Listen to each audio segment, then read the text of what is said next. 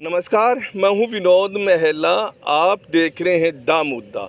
इस समय मेरी मौजूदगी यहाँ कुरुक्षेत्र विश्वविद्यालय में है। लोकसभा चुनाव की प्रक्रिया शुरू हो चुकी है।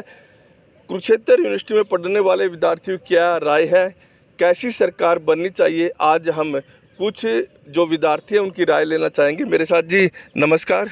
नमस्कार सर। क्या नाम है आपने? सर सोनिया। कौन सी क्लास में पढ़ते हो? Sir BA final year.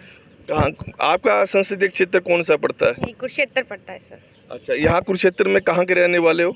Sir दूधला, गांव दूधला के निवासी हूँ सर मैं। तो अब लोकसभा चुनाव की प्रक्रिया जारी है और यहाँ 25 मई को कुरुक्षेत्र लोकसभा में वोट पड़ेंगे। तो आपको क्या लगता है कि किस राजनीतिक पार्टी की सरकार आनी चाहिए? सर मैं किसी राजनीतिक पार्टी को तो अलग से टारगेट नहीं करूंगी, पर ऐसी सरकार तो आनी चाहिए जो हमें जॉब्स प्रोवाइड कर सके। अब देखिए कितने सालों से पीछे से जॉब ही नहीं निकली है सरकार हरियाणा में। अब ग्रुप डी की जॉब्स निकली हैं, उसका 2000 बच्चों का उन्होंने रिजल्ट रोक दिया है। हमारी स्टडी है उसको बोल रहे हैं कि वो सस्ती है, लेकिन वो उतनी महंगी करते जा रहे हैं। और पीएम श्री स्कूल्स बना दिए हैं सर, वो उसमें इतनी ज़्यादा फीस लगती है।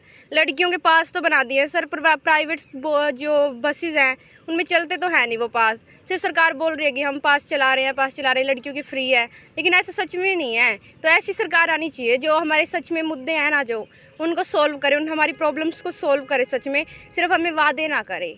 जैसे जॉब्स का मुद्दा तो सबसे बड़ा है सर। तो जैसे प्रधानमंत्री नरेंद्र मोदी ने कई बार कहा कि पिछले जो घोषणा पत्र जारी किया था भी करोड़ों लोगों को रोजगार दिया जाएगा, और हरियाणा सरकार भी दावा करती आ रही है कि उन लोगों ने, उनकी सरकार ने, जो पिछली सरकार आई थी तो उनसे ज़्यादा जॉब दी है। नहीं सर, ऐसा कुछ नहीं है। मेरे घर में खुद मेरी 3 सिस्टर्स हैं सर, वो 2019 से तैयारी कर रही हैं, ठीक है। तो उन्होंने पिछला ग्रुप डी तो दिया नहीं था, चलो उनका छूट गया, लेकिन उसके बाद कोई जॉब नहीं मिली। कोई भी पेपर निकलता है वो कभी लीक हो जाता है, कभी कैंसिल हो जाता है, ठीक है। तो अब ग्रुप डी की निकली थी, वो इतने सालों में उन्होंने रिजल्ट दिया है फिर से। वो ग्रुप डी देख लो सर, आप कब से निकला हुआ है वो पेपर, अब उसका रिजल्ट आया है, फिर 2000 बच्चों का रोक दिया। कभी बोलते 5 नंबर देंगे, कभी छोड़ देते हैं, तो फिर ये तो गलत है ना। कुछ जॉब्स नहीं मिली सर हरियाणा सरकार में, मनोहर खट्टर जी ने कुछ नहीं दिया सच में। अब बात करें, मनोहर तो चेंज हो गए हैं, नए मुख्यमंत्री आए नायब सिंह सैनी, तो उनसे क्या उम्मीद रख रहे हो आप? सर उनसे तो अभी है नहीं, मुझे तो नई चुनावों से ही उम्मीद है कि सरकार को चेंज करें सब मिलके। जिनको भी, अब सबको पता है सर, जो जॉब्स है ना वो तो नहीं मिली, तो सब युवा जो है वो उनकी वोट से सब कुछ चेंज होने वाला है सर। सरकार भी बदलेगी और सब ऐसी सरकार ही बनाएंगे जो हमारे प्रॉब्लम्स को सोल्व करे। और मेरा मुद्दा तो सबसे बड़ा बेरोजगारी है। तो जैसे ग्रुप डी की आपने भी बातचीत की, क्या ग्रुप डी की जो जॉब निकालती है सरकार, तो युवा वर्ग इससे संतुष्ट रहता है कि ग्रुप डी की जॉब मिल गई? नहीं सर, ग्रुप डी से संतुष्ट तो नहीं रहता है, लेकिन जैसे जैसे एज बढ़ती है बच्चों की, उनके ऊपर प्रेशर होता है ना घर वालों का भी। इतनी बड़ी फैमिली से तो कोई शायद बिलोंग नहीं करता होगा जो ग्रुप डी के फॉर्म भरता है, तो वो इतने गरीब परिवार से होते हैं, उनको कुछ ना कुछ तो चाहिए ना पकड़ने के लिए। जब उनके पास एक जॉब होगी तभी तो वो यूपीएससी की, पीसीएस की, इनकी तैयारी करेंगे ना सर, तो कुछ तो चाहिए हाथ में, तो इसीलिए वो पहले ग्रुप डी की तैयारी करते हैं। अब उसी में 3-4 साल निकाल दे तो बच्चों की तो उम्र निकल गई ना।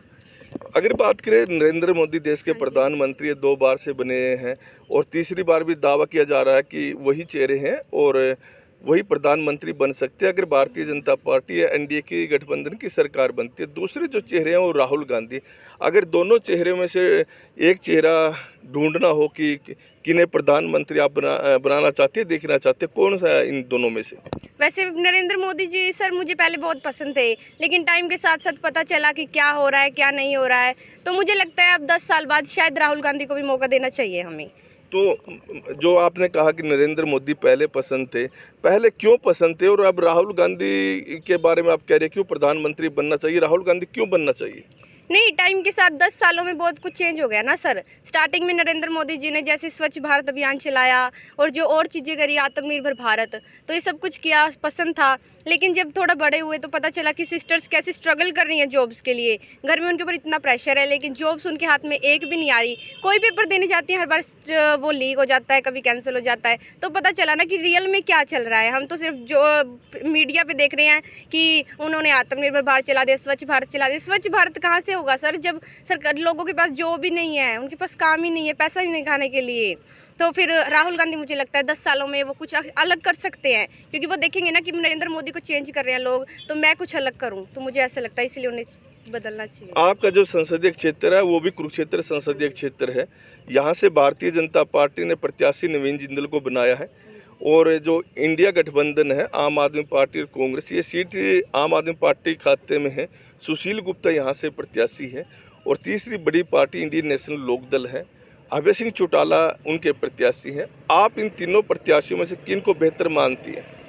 सर इसके बारे में अभी मुझे कुछ आइडिया नहीं है, तो इसके बारे में तो मैं कुछ बता नहीं सकती अभी।